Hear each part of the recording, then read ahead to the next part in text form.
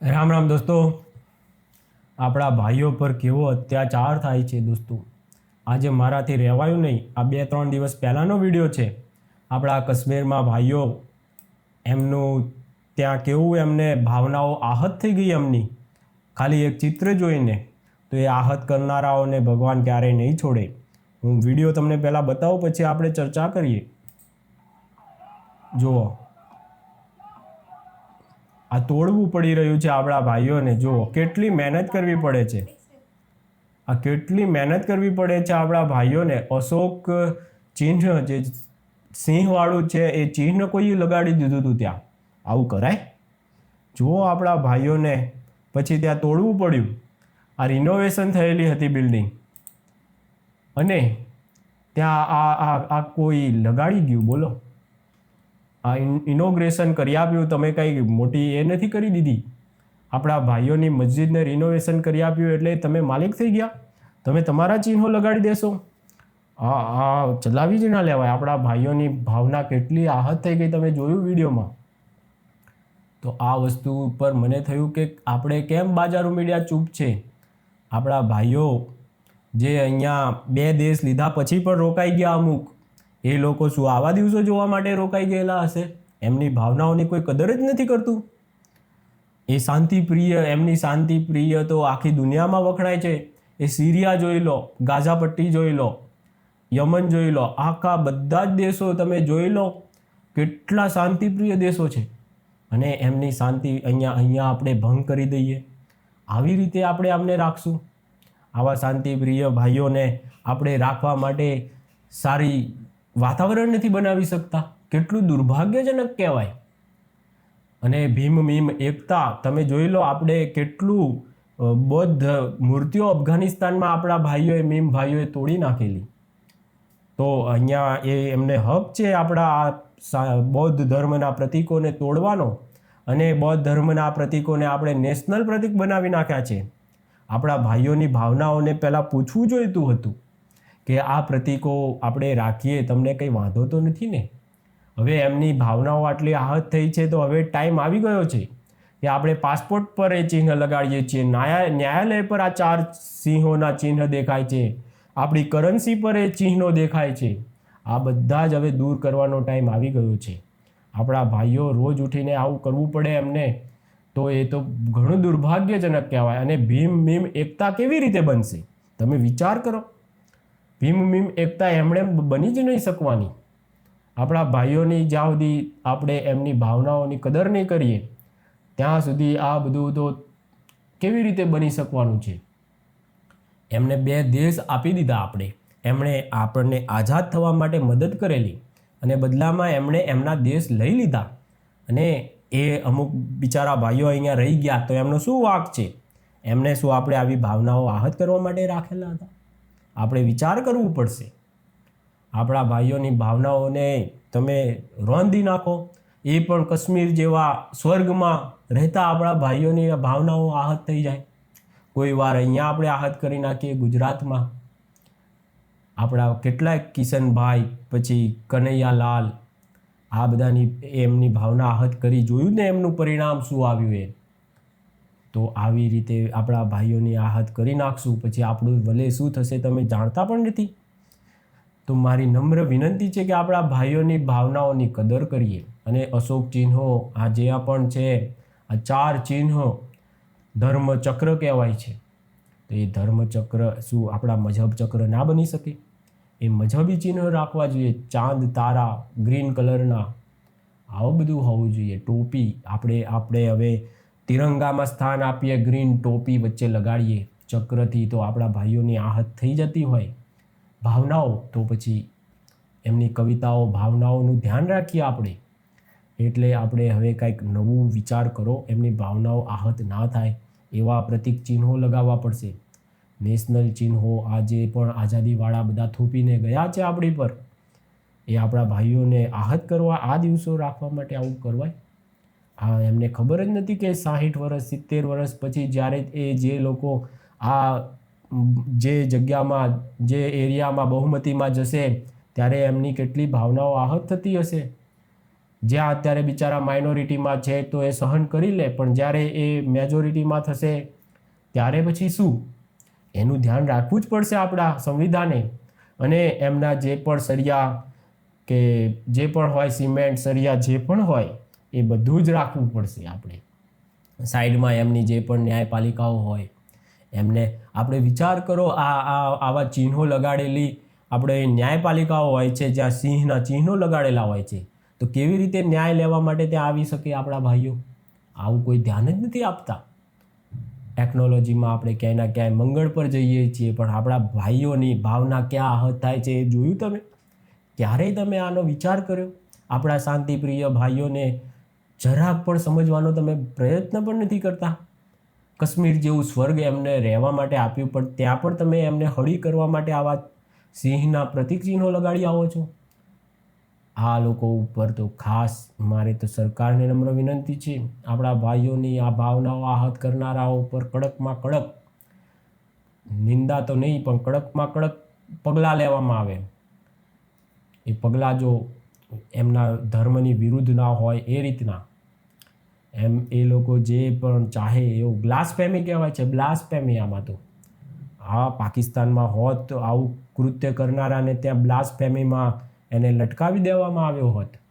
તો એવું બ્લાસ્ફેમીવાળા કૃત્યો આપણે ન્યાયપાલિકાઓમાં પ્રતીક ચિહ્નો તરીકે ઉપયોગ કરીને કરીએ છીએ, નોટોમાં આપણે યુઝ કરીને કરીએ છીએ. આવી બ્લાસ્ફેમી આપણાથી થઈ જાય છે તો આપણને તો કેવી સજા મળશે? એ કયામતના દિવસે આપણી શું વલે થશે તમે વિચાર પણ નથી કરતા. અને કયામતનો દિવસ આવે કે ના આવે એ પહેલાં આપણી કયામત કરી નાખશે. એટલે મારા દરેક પણ જે સરકારના જે અધિકારીઓ હોય બધાને વિનંતી છે કે આપણા ભાઈઓ જે શાંતિપ્રિય મજહબથી આવે છે એ લોકોની ભાવનાઓનું ધ્યાન રાખો. આવા ભાવનાઓ આહત કરી નાખો છો તમે લોકો, પછી સાંભળવું અમારે પડે છે. આ જે હજરત બાલ છે, હજરત બાલ કરીને એ જગ્યા છે, એ બાલ ઉપરથી છે. બાલ, ખાસ બાલ ધ્યાન રાખજો, પ્રોફેટનો બાલ છે ત્યાં, એટલા માટે એનું નામ છે હજરત બાલ. તો એ બાલ આગળ 69 કે 67માં કે એમાં ખોવાઈ ગયો હતો, તો હજારો નિર્દોષ હિન્દુઓની કત્લેઆમ થઈ ગઈ હતી. અને એ પછી ચોર એ એમના જ શાંતિપ્રિય ધર્મના જ પકડાણા હતા. પણ ત્યાં સુધી ઘણા બધા, અને એનું તો કેવું, CBIએ જાંચ કરી તો એ ચોર પકડાણા ને ત્યારે એ વખતના સિગરેટવાળા ગુલાબવાળા ચાચા એવું બોલ્યા હતા કે તમે આ કાશ્મીરને પાકિસ્તાન જતું અટકાવી દીધું, બોલો આટલો તો બાલનો મહિમા છે. એ અટકી ગયું, નહીંતર તો કાશ્મીર ત્યારે જ જતું રહેત. અને કેટલાય નિર્દોષ હિન્દુઓ બિચારા, એમને ખબર જ નહીં કે આવો બાલની આપણે સિક્યોરિટી આપવી પડે, આપણે આપી નહીં, આપણી ભૂલ કહેવાય. ભલે ચોર એમના જ ધર્મના હતા, પણ સિક્યોરિટી તો આપણે ભૂલ કહેવાય ને. તો એ વખતે કત્લેઆમ થઈ ગઈ હતી. છે એ વખતે પૂર્વ પાકિસ્તાન ને આ પાકિસ્તાન, 2 પાકિસ્તાન હતા ને ત્યાં બંને પાકિસ્તાનોમાં હિન્દુઓ 2 લાખ જેવા હિન્દુઓ બાંગ્લાદેશ ત્યારે છોડીને ભારતમાં આવી ચૂક્યા હતા. કેટલું કત્લેઆમ થયું હશે વિચાર કરો તમે. આપણા ભાઈઓની ભાવનાઓની તમને કદર જ નથી.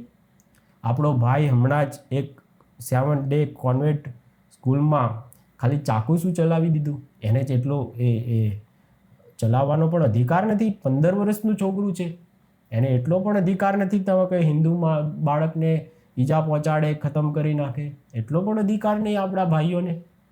આપણા ભાઈઓ છે, એમને એમની ભાવનાઓને જરા પણ આહત ના કરો. પહેલગામમાં જોયું હતું જ ને, હિન્દુઓને અલગ કરીને ઠોકી દીધા હતા. એમના ભાઈઓને અલગ કરી દીધા. અને પછી જે કર્યું એ બધાને ખબર છે પહેલગામમાં શું થઈ ગયું. આપણા ભાઈઓનું જો આ અશોક ચક્રનું આ વાત ખબર પડશે ત્યાં એમના ભાઈઓને, તો પછી એવા પહેલગામ આખા 24 કેટલાય રાજ્યો આપણા ભારતના ખૂણે ખૂણે પછી એ લોકોની ભાવના આહત થતી દેખાશે. તો પ્લીઝ મારી તો નમ્ર વિનંતી છે, આપણા ભાઈઓની જેટલી પણ ભાવનાઓ હોય લખી રાખો. એમની ભાવનાઓને જરાક પણ, આમ હું તો કહું છું જરાક પણ ઠેસ ના પહોંચે એના માટે તત્કાલ એક મોટું પંચ નીમવામાં આવે. મોટી સમિતિઓ હોવી જોઈએ.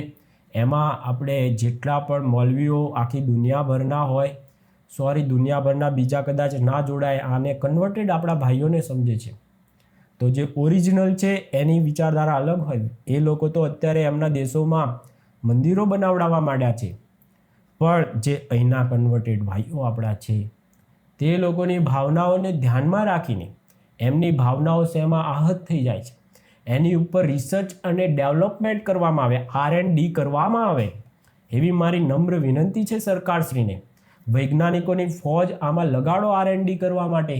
આપણા ભાઈઓને જરા પણ ભાવના એમની આહત ના થઈ જાય, શાંતિપ્રિય ભાઈઓની, તેની એક આખી નિષ્કર્ષ અને એ બનાવો, એના રિસર્ચમાંથી કંઈક નીકળે એવું સંશોધનો કાઢો, અને ક્યાં કેવી રીતે એમની ભાવનાઓ આહત થઈ જાય, જેના કારણે આપણા કેટલીય ટ્રેન ઉપર પથ્થરમારા થતા હોય છે. એ આપણા ભાઈઓની આપણે દરકાર નથી લેતા, એટલે કેટલાય કનૈયા કુમાર જેવાને ખતમ કરવા પડતા હોય છે એમને.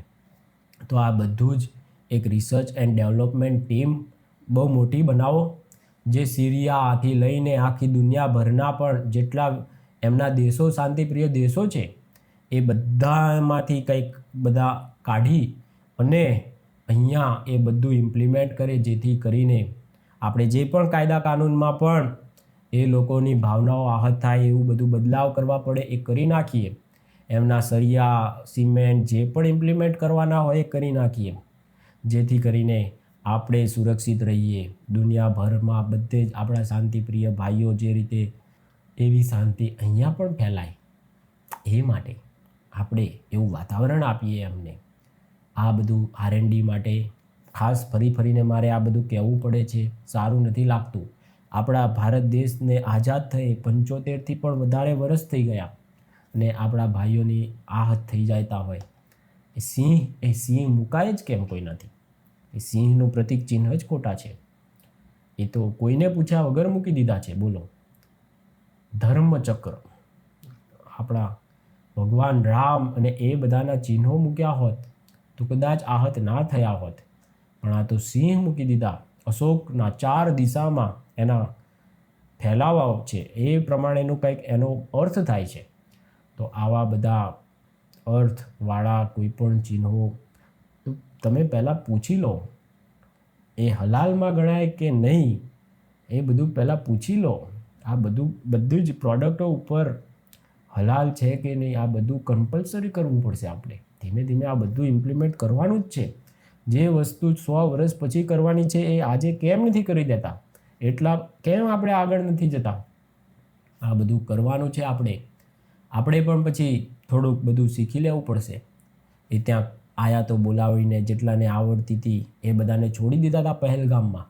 તો એ બધું આપણે શીખવા માંડવાનું છે, જેથી કરીને આપણા ભાઈઓ એમની ભાવનાઓ આહત ના થાય. અને એ પણ અહીંયા આપણે હવે એમને પકડીને રાખી મૂક્યા છે, જે અલગ દેશ આપ્યા પછી. તો એ લોકોને શું આપણે ટોર્ચર કરવા માટે રાખ્યા છે? એ બધું નથી. આપણે એમને ભાવનાઓની કદર કરીને એમને રાખીએ તો આ સેક્યુલર દેશ એ સેક્યુલર બનશે. સુપર સેક્યુલર બનવાનું છે આપણે તો. એથી પણ વધારે કંઈ આવતું હોય, સુપર સેક્યુલર મેક્સ, સુપર પ્રોથી આગળ જવું પડશે આપણે. એવા સેક્યુલર બનીએ જેથી કરીને શાંતિપ્રિય આપણો ભાઈ જરાક પણ અસહજતા મહેસૂસ ના કરે.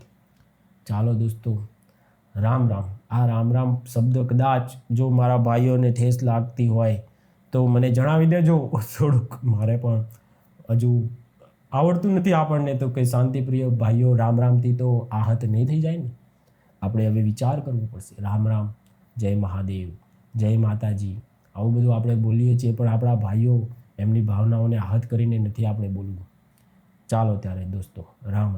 આજે છેલ્લી વાર બોલી લઉં, પણ જો કોઈ કોમેન્ટ કરીને જણાવશે આપણો શાંતિપ્રિય ભાઈ કે આનાથી અમે આહત થઈએ છીએ, તો પછી આ બોલવાનું મારે બંધ કરવું પડશે. પણ જ્યાં સુધી એ લોકો તરફથી આપણને જાહેર ચેતવણી નથી આવતી ત્યાં સુધી બોલી લઉં છું. રામ, જય મહાદેવ, જય માતાજી, જય શ્રી કૃષ્ણ, જય સ્વામિનારાયણ, જય મહાદેવ.